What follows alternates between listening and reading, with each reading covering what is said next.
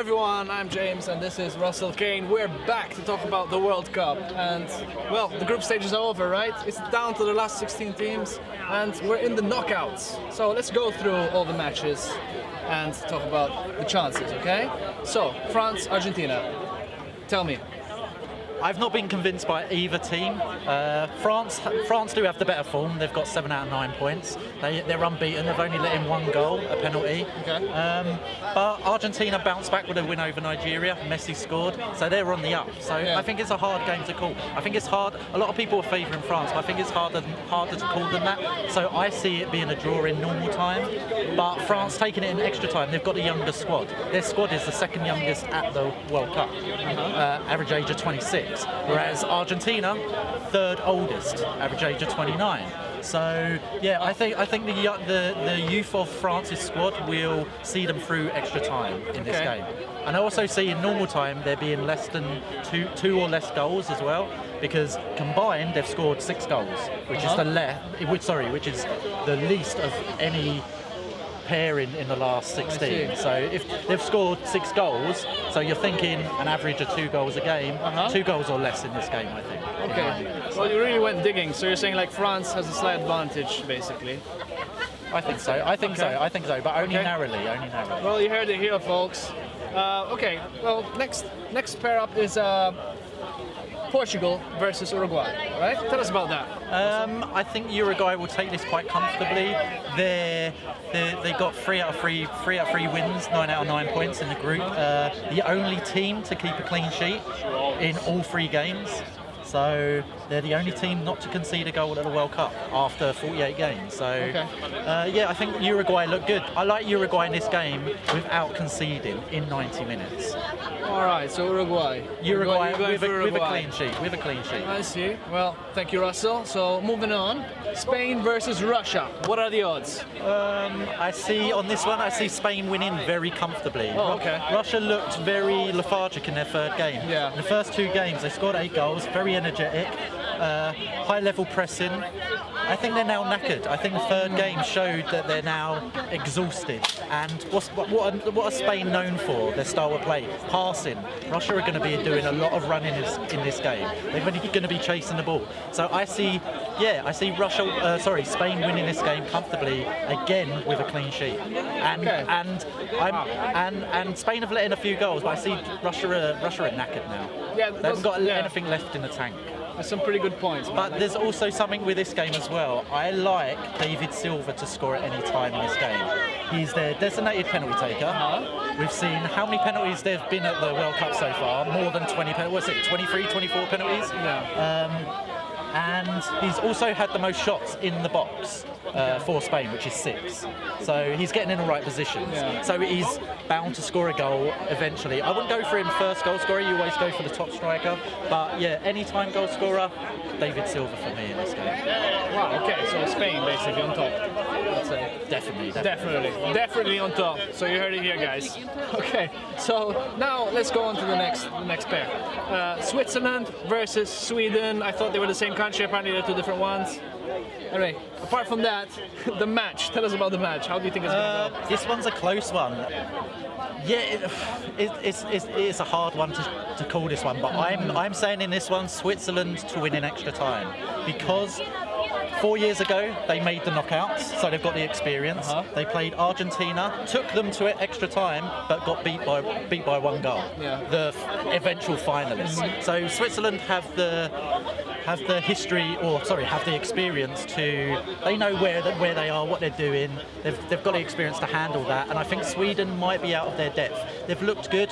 Also, Switzerland's group was a harder group than Sweden's. Okay. Sweden's biggest team in their group was Germany, and we know what happened to Germany. They fell apart. So, whereas Switzerland's group, yeah, I think that was a little bit harder personally. So I'm going with Switzerland here. You're going for Switzerland, but narrowly. Okay, so next up, Brazil versus Mexico. So how do you think it's going to go? Again, I see Brazil winning this comfortably in 90 minutes.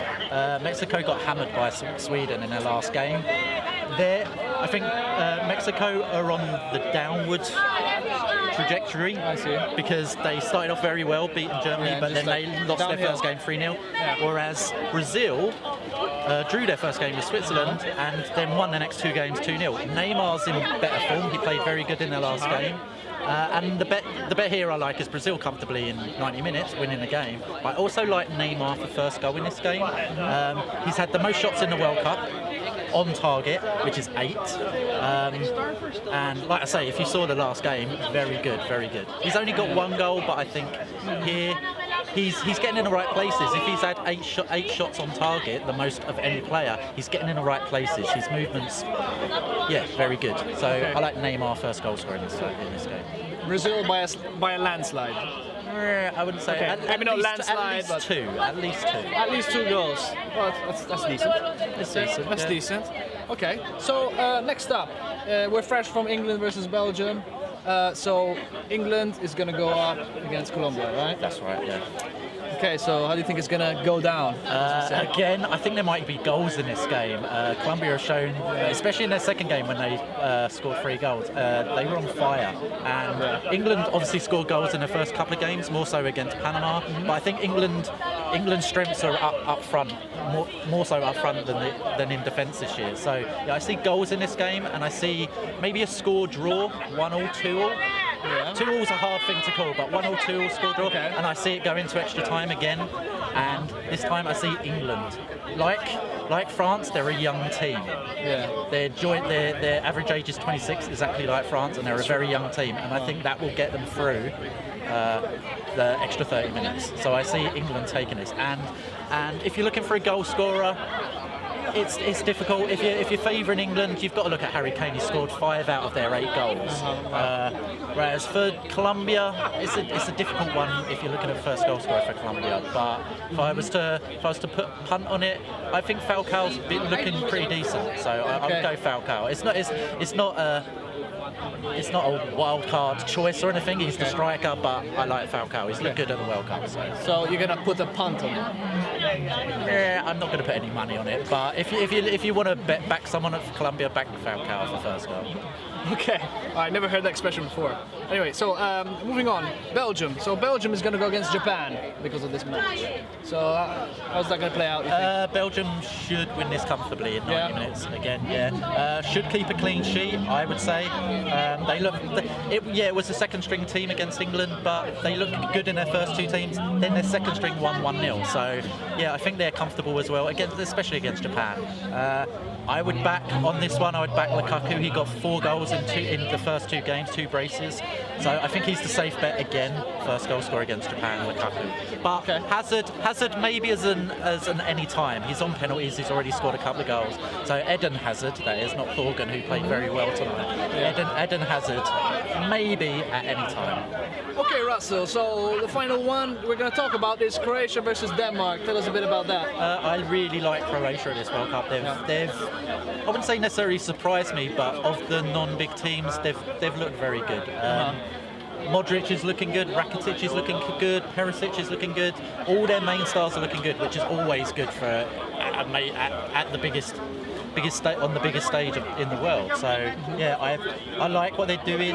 They've won 3 games out of 3 games. They're up against Denmark. Denmark are the lowest scorers of the last 16. They got through with 2 goals. So here I see Croatia winning in 90 minutes, not necessarily comfortably, but 1 or 2-0. And I see them keeping a clean sheet because of how many goals Denmark has scored. Okay. Yeah, well, it makes sense. So I think that's quite a safe bet, honestly. So, well, I hope you guys got something out of this video, some information on where to place your bets this time. Thank you, Russell, for your advice once again. And yeah, excited to see where this tournament goes, aren't you? Definitely. Come on, you're on board. Come on, shake my hand, man. You're going for the hand. Yeah, I'm going for the hand. There we go. Okay, keep following us, guys, for more tips, and see you on the next video.